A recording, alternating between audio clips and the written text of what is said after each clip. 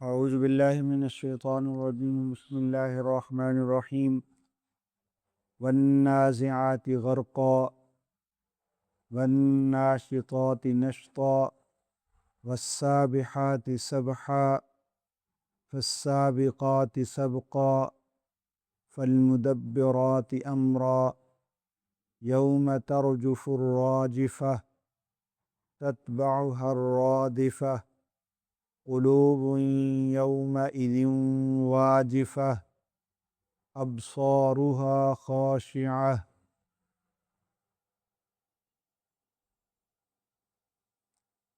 مفردات کا ترجمہ دیکھیں ان آیات کا۔ والنازعات، نازعات ان کی جمع ہے، نازعہ کہتے ہیں کھینچنے والی، کھینچنے والے، جماعت۔ غرقا، غرق ڈوب کر کسی چیز کے اندر داخل ہو کر، اس کو کہتے ہیں غرقا۔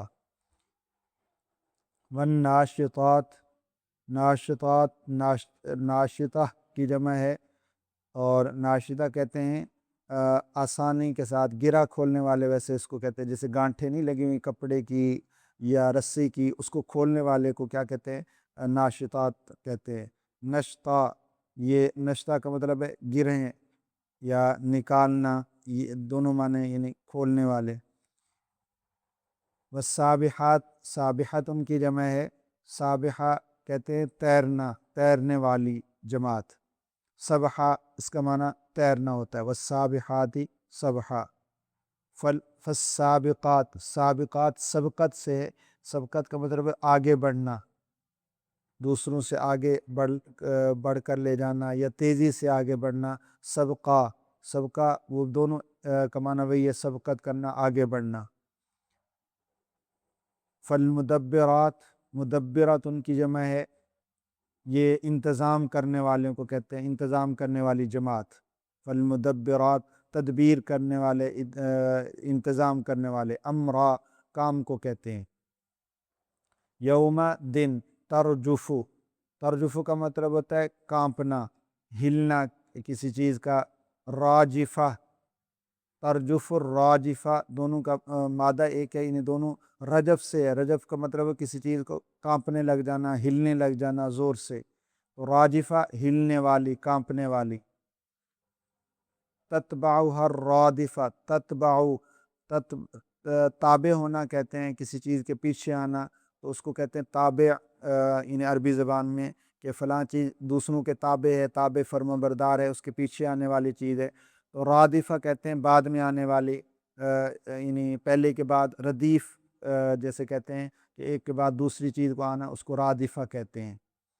قلوب، قلب کی جمع ہے، قلب دل کو کہتے ہیں۔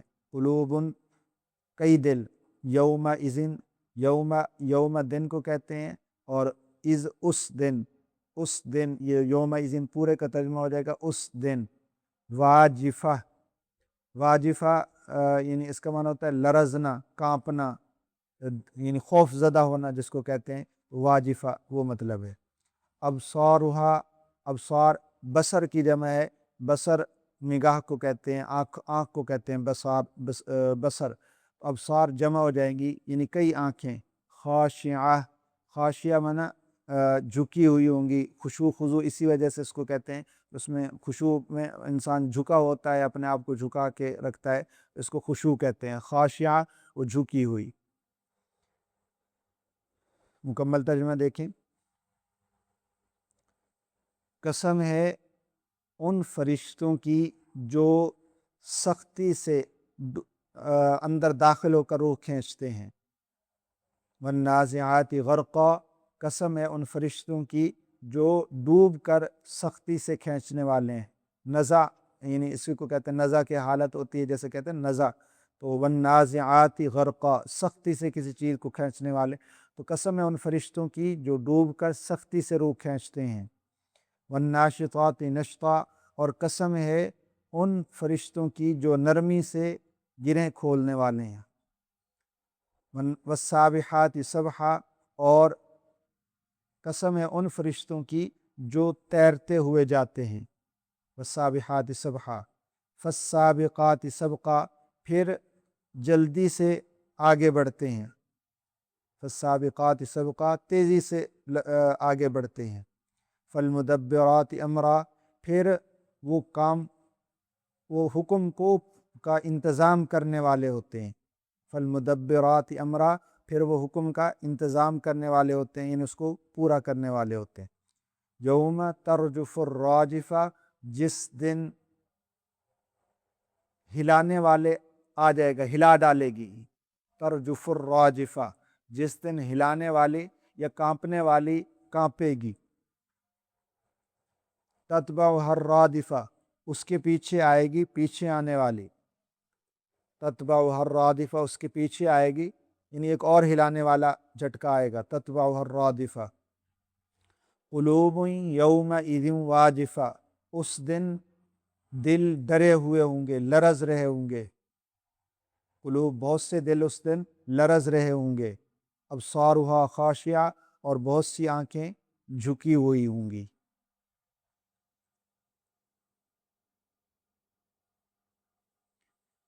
یہ سورہ نازعات ہے، اس میں اللہ تعالیٰ نے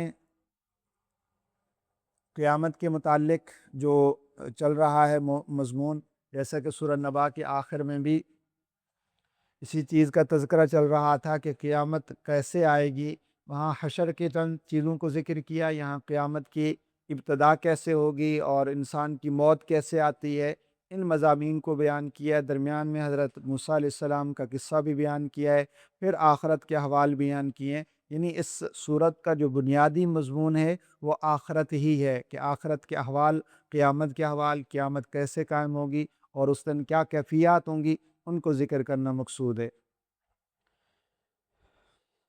اس میں سب سے پہلے جو اللہ تعالیٰ نے ذکر کیا ہے والنازعات غرقا، کہ چونکہ دو قسم کے فرشتے ہوتے ہیں، وہ کچھ اللہ تعالیٰ نے مقرر کیے ہوتے ہیں روح کو نکالنے کے لیے۔ ویسے تو اصل روح نکالنے کے لیے جو مقرر فرشتے ہیں وہ حضرت اسرائیل علیہ السلام ہیں، لیکن حضرت اسرائیل علیہ السلام کے ساتھ اور بھی فرشتے آتے ہیں، اور وہ آ کر ایک جماعت کی شکل میں آتے ہیں اور پھر روح کو لے جاتے ہیں، حضرت اسرائیل علیہ السلام کے ساتھ آتے ہیں۔ تو اب کچھ فرشتے ایسے ہوتے ہیں جو روح جب کھینچتے ہیں بڑی سختی سے کھینچتے ہیں، بڑی یعنی تیزی کے ساتھ، سختی کے ساتھ کھینچتے ہیں۔ تو یہ کون لوگ ہوتے ہیں جن کی روحیں سختی کے ساتھ کھینچی جاتی ہیں؟ تو اللہ تعالیٰ ان فرشتوں کی قسم اٹھا رہے ہیں۔ یہ قسم اٹھانے کا مقصد ایک تو اس آنے والے مضمون کی طرف اشارہ کرنا ہوتا ہے، اور دوسرا یعنی اس کی طرف اشارہ کرنا ہوتا ہے کہ وہ اللہ کے مقرب بندے ہیں، اللہ تعالیٰ کے یعنی نیک بندوں کی طرف، ان کی اہمیت کی طرف اشارہ کرنا مقصود ہوتا ہے کہ جو اللہ تعالیٰ کے بندے ہیں، یعنی مقرب فرشتے ہیں، ان کے ذمہ داری جو اللہ تعالیٰ نے لگائی ہے وہ ویسے ہی ذمہ داری ادا کرتے ہیں، اس میں کوتاہی نہیں کرتے۔ تو اس پر اللہ تعالیٰ فرما رہے ہیں کہ کافروں کی جانیں سختی سے نکالنے والے جو فرشتے ہیں ان کے اللہ تعالیٰ نے قسم اٹھائی ہے۔ بعض روایات میں آتا ہے کہ حضرت عبداللہ بن مسعود رضی اللہ عنہ فرماتے ہیں کہ موت کے فرشتے کافروں کے جسموں سے جب روح کھینچتے ہیں تو ہر بال کے نیچے سے، ہر ناخن کے نیچے سے اور پاؤں سے اتنی سختی کے ساتھ روح کھینچتے ہیں، جیسے انہوں نے مثال کے ذریعے تشبیہ دی، فرماتے ہیں کہ جیسے کہ گوشت والی سیخ ہوتی ہے نا، جو بھوننے کے لیے اس پر چھوٹے چھوٹے یعنی وہ بنے ہوتے ہیں، کانٹے سے بنے ہوتے ہیں، تو اس پر بھیگی ہوئی روئی ڈال دی جائے اور پھر اس کو یعنی گھما کے کھینچا جائے اس سیخ کو، تو جتنا اس روئی کے ساتھ یعنی برا اثر ہوتا ہے، روئی بھیگی ہوئی ہو تو اس کا یعنی وہ ٹکڑے ٹکڑے ہو جاتی ہے اور اس کے ساتھ یعنی اس کا دانہ دانہ ہو جاتا ہے۔ تو ایسے ہی جب انسان یعنی فرشتے جو ہے کافر انسان کی روح کو کھینچیں گے تو وہ ایسی ان کو تکلیف ہوگی جتنی اس روئی کی کھینچنے میں تکلیف ہوتی ہے۔ تو ان کے یعنی مراد ہے والنازعات غرقا، کہ وہ ڈوب کر ہر حصے سے کیا کرتے ہیں، روح نکالتے ہیں، اور بڑی سختی کے ساتھ روح نکالتے ہیں، اس سے اس کو تکلیف ہوتی ہے۔ جب انسان کی ایک چھوٹی سی انگلی کٹ جائے تو اس سے کتنی تکلیف ہوتی ہے، انگلی صرف ایک انگلی ہے، تو اس سے جب یعنی اس سے روح نکلتی ہے انگلی سے، تو اس روح کو کتنی یعنی انگلی کو کتنی تکلیف ہوتی ہے۔ تو جب ہر حصے سے، جب جسم کے ہر حصے سے یعنی وہ نکالی جائے گی، روح نکالی جائے گی، تو کتنی زیادہ سخت تکلیف ہوگی، اس کا کوئی انسان دنیا میں اندازہ نہیں کر سکتا۔ یہ اسی وقت موت کے وقت ہی اندازہ ہوگا یعنی کتنی تکلیف ہوتی ہے۔ تو یہ سختی جو معاملہ ہوتا ہے یہ کافروں کے ساتھ پیش آتا ہے، لیکن بسا اوقات دنیا میں نظر آ جاتا ہے کافروں کے ساتھ سختی، اور بسا اوقات نظر نہیں آتی، لیکن بہرحال سختی ضرور ہوتی ہے۔ والناشطات نشطا، اس کے برخلاف ان لوگوں کی مثال دی ہے کہ ان فرشتوں کی قسم اٹھائی دوسری جماعت کی، کہ دوسری جماعت کون سی ہوتی ہے کہ جو آتے ہیں اور جیسے گاٹھیں بندھی ہوئی ہوں اور گریں بندھی ہوئی ہوں تو ان کو کھولتے ہیں تو آسانی سے وہ کھل جاتی ہیں، ان کو توڑنا نہیں پڑتا، ان کو کاٹنا نہیں پڑتا، ان کو یعنی زور سے کھینچنا نہیں پڑتا۔ تو مومن کی جو روح ہوتی ہے مومن کے جسم کے ساتھ وہ ایسے ہی گویا کہ بندھی ہوتی ہے، اس کا تعلق مضبوط نہیں ہوتا، کیونکہ انسان کی جو مومن ہوتا ہے اس کا تعلق آخرت کے ساتھ ہوتا ہے، وہ جنت کا طالب ہوتا ہے، اس کی روح چونکہ آخرت کی طرف گویا کہ جانے کے لیے جیسے تیار بیٹھے ہوتے ہیں نا، تو ایسے ہی انسان مومن کی روح آخرت کے لیے تیار بیٹھی ہوتی ہے کہ کب فرشتے آئیں اور میں اس کے ساتھ چلی جاؤں۔ تو جب جو چیز تیار بیٹھی ہے اس کو لے جانے کے لیے کوئی زیادہ تگ و دو نہیں کرنی پڑتی، محنت نہیں کرنی پڑتی، جبکہ برخلاف اس کے جو کافروں کی روح ہوتی ہے ان کے لیے دنیا ہی سب کچھ ہوتی ہے۔ تو جب فرشتے نکالنے کے لیے آتے ہیں تو وہ گھس جاتی ہے، کبھی کسی جگہ گھستی ہے، کبھی کسی حصے میں گھستی ہے کہ کسی طرح مجھے اس جسم سے نہ نکالا جائے۔ تو یہ یعنی بالکل آسانی سے مومنین کی روح نکل جاتی ہے، آسانی سے نکل جاتی ہے۔ بلکہ بعض روایات میں آتا ہے کہ نبی کریم صلی اللہ علیہ وسلم نے سمجھایا کہ مومن کی روح کیسے نکلتی ہے اور کافروں کی روح کیسے نکلتی ہے۔ تو آپ علیہ السلام نے فرمایا کہ جب مومن کا آخری وقت ہوتا ہے تو فرشتے آتے ہیں اور بڑے خوبصورت اور یعنی نور کے ساتھ آتے ہیں، جنت کے ساتھ کپڑے لے کر آتے ہیں، لباس جنت کا لے کر آتے ہیں، ان کے سے خوشبوئیں آ رہی ہوتی ہیں مختلف قسم کی، اور وہ فرشتے آ کے ان کے سامنے بیٹھ جاتے ہیں۔ پھر موت کا فرشتہ آتا ہے، وہ ارد گرد اس کو پتہ چل جاتا ہے اب میری روح نکلنے والی ہے، تو پھر آ کے روح کو نکالتا ہے اور کہتا ہے کہ یعنی یا ایھا النفس المطمئنہ ارجعی الی ربک راضیۃ مرضیہ فادخلی فی عبادی وادخلی جنتی۔ فرشتہ آ کے کہتا ہے اے پاکیزہ روح تو اپنے رب کے پاس جا، رب تجھ سے راضی ہے، تو رب سے راضی ہوگی اور جنت میں داخل ہو جا۔ تو جب یہ کیفیت ہوتی ہے تو روح کتنی آسانی کے ساتھ، کتنے سکون کے ساتھ کیا ہوتی ہے، وہ آخرت کی طرف چلی جاتی ہے۔ اس کے برخلاف جب کافر کے پاس آتے ہیں فرشتے تو بڑے بری یعنی کالے رنگ کے ہوتے ہیں، اور ان کو دیکھ کر ہی ایسے لگتا ہے، اور ان کے موٹا ٹاٹ ہوتا ہے اور اس کے فاصلے پر بیٹھ جاتے ہیں اور بڑی سختی سے اس کو کہتا ہے کہ اے خبیث روح نکل یہاں سے۔ تو وہ نکلنے کی جب اس کو کھینچنے لگتے ہیں تو کبھی کدھر ہو جاتی ہے، بدن کے ہر حصے سے چمٹ جاتی ہے، تو موت کا فرشتہ اسے زبردستی نکالتا ہے۔ تو پھر آپ علیہ السلام نے تشبیہ دی، فرمایا جیسے بھیگی ہوئی روئی کو اس سے یعنی سیخ پر ڈال دیا جائے اور اس سیخ کے اندر چھوٹے چھوٹے کانٹے بنے ہوں تو اس کو کھینچا جائے، تو جیسے تکلیف یعنی اس روئی کی حالت ہوتی ہے، یہی حالت اس کافر کی ہوتی ہے۔ تو اس کے بارے میں فرمایا والناشطات نشطا کہ دو قسم کے فرشتے ہوتے ہیں، ایک نازعات ہیں اور ایک ناشطات ہیں۔ اور والسابحات سبحا، پھر جب فرشتے کیا ہے جب روح نکال لیتے ہیں تو پھر تیزی کے ساتھ ان کو لے کر چلے جاتے ہیں، مومن کی روح کو بھی تیزی کے ساتھ جنت کی طرف لے جاتے ہیں۔ علیین مومنین کا مقام ہے، اس کا ذکر آگے آ رہا ہے صورت اس میں انفطار میں، سورہ مطففین میں آ رہا ہے، وہاں اس کی تفصیل ہوگی۔ تو علیین ایک اوپر کا مقام ہے جہاں فرشتے جو ہے وہاں مومن کی روح کو لے جاتے ہیں خوشبودار کپڑے میں لپیٹ کر، اور کافر کی جو روح ہوتی ہے اس کو سجین میں پھینک دیا جاتا ہے۔ تو یہ فالسابحات سبحا کا مطلب ہے تیزی کے ساتھ، چونکہ فرشتے اڑتے ہیں تو تیزی کے ساتھ ایسے لگتا ہے جیسے وہ تیر رہے ہوں، تو اس کو تشبیہ دی ہے فالسابقات سبقا۔ پھر اللہ تعالیٰ نے فرمایا کہ بہت جلدی تیزی کے ساتھ جاتے ہیں، اور ان میں کیا ہے آگے دوڑ کر کیا ہے جو اللہ تعالیٰ کی طرف سے حکم ہوتا ہے اس کو کام کو مکمل کرتے ہیں۔ فالمدبرات امرا، اور اس میں بھی اسی کی طرف اشارہ ہے کہ جو اللہ تعالیٰ نے ان کو حکم دیا ہوتا ہے تو وہ حکم بجا لاتے ہیں۔ ان کے مختلف قسم کے فرشتے ہیں، بعض کو اللہ تعالیٰ نے تسبیح کے لیے لگایا ہوا ہے، بعض فرشتے ایسے ہیں جو اللہ تعالیٰ کے حمد و ثنا کرتے رہتے ہیں، بعض فرشتے ایسے ہیں جو نماز پڑھتے رہتے ہیں، بعض فرشتے ایسے ہیں جو سجدے میں ہیں، رکوع میں، ہزاروں کروڑوں اربوں سال سے وہ اسی ایک ہی حالت میں ہیں، یعنی وہ اللہ تعالیٰ نے مسلسل ان کے ذمے جو کام لگائے، جو عبادت لگائی وہ کر رہے ہیں۔ اور بعض فرشتے ایسے بھی ہیں جن کو اللہ تعالیٰ نے دنیاوی امور کے سپرد کیے ہوئے ہیں، کہ بعض بارش کے لیے فرشتے ہیں، بعض کیا ہے کھیتی اگانے کے لیے فرشتے ہیں، بعض ان چیزوں کے پھلوں کے لیے فرشتے ہیں، انسانوں کے بلکہ انسانوں کی حفاظت کے لیے بھی بعض فرشتے مقرر ہیں۔ اگر فرشتے نہ اللہ تعالیٰ مقرر فرماتے، اللہ تعالیٰ حفاظت نہ فرماتے، تو جو شیاطین ہیں اور جن ہیں، جنات ہیں، وہ انسانوں کو، مسلمانوں کو سخت نقصان پہنچاتے۔ تو یہ حفاظت کس وجہ سے ہوتی ہے ان کی؟ اللہ تعالیٰ کی طرف سے ان کے فرشتے مقرر ہیں جو حفاظت کرتے ہیں، جو حفاظت کرتے ہیں ان کی، یعنی انسانوں کی۔ تو یہ سارے کام کرنے والوں کو مدبرات کہا جاتا ہے، کہ وہ کاموں کی تدبیر کرنے والے ہیں۔ تو اللہ تعالیٰ کے حکم کی تعمیل کرتے ہیں، جو حکم ان کو جیسے ملتا ہے ویسے ہی کرتے ہیں۔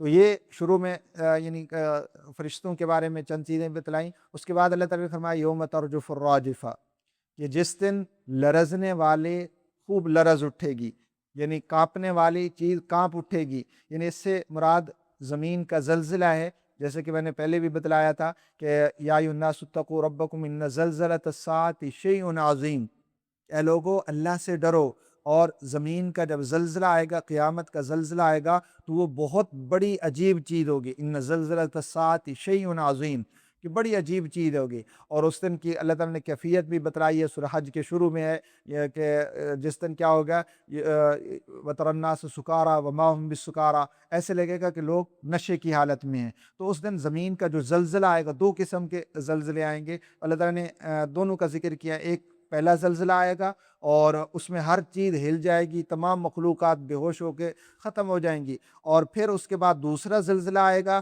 تو وہ ساری کی ساری جتنے حیوانات ہوں گے، جتنے انسان ہوں گے، وہ ساری کی ساری مخلوقات پھر نئے سرے سے کیا ہوں گی، اگائیں گی، اور ایسے اگیں گی جیسے کیا ہے زمین سے سبزہ اگتا ہے، جلدی سے کیا ہے عالم ارواح سے روحیں آئیں گی، اور یہاں سے جسم بنیں گی، جسم میں روحیں ڈل جائیں گی، اور فوراً کیا ہے وہ حشر کی طرف جمع ہو جائیں گے۔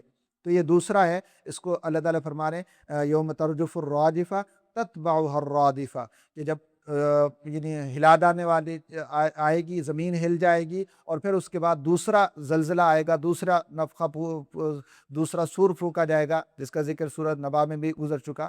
تو اللہ تعالیٰ فرما رہے ہیں اس دن کیا کیفیت ہوگی، قلوب یومئذ واجفہ، بعض دل تو ڈرے ہوئے ہوں گے، دل بہت خوف زدہ ہوں گے، کیونکہ ان دلوں کو ساری چیزیں معلوم ہو چکی ہوں گی، ان کے سامنے سارے حقائق معلوم ہو چکے ہوں گے۔ تو اس دن ان کی خیر نہیں ہوگی۔ جو برے دل ہوں گے، جن کے دلوں میں کفر تھا، جن کے دلوں میں نفاق تھا، فسق تھا، فجور تھا، وہ دل اس دن کانپ رہے ہوں گے، اور آنکھیں بھی جھپی ہوئی ہوں گی، یعنی ایک دوسرے کو دیکھ بھی نہیں رہے ہوں گے، آنکھیں، ہر ایک کی آنکھیں جھکی ہوئی ہوں گی، اور عجیب کیفیت ہوگی کہ ہر ایک کو ڈر ہوگا کہ پتہ نہیں میرا کیا بنتا ہے، پتہ نہیں میرا کیا بنتا ہے۔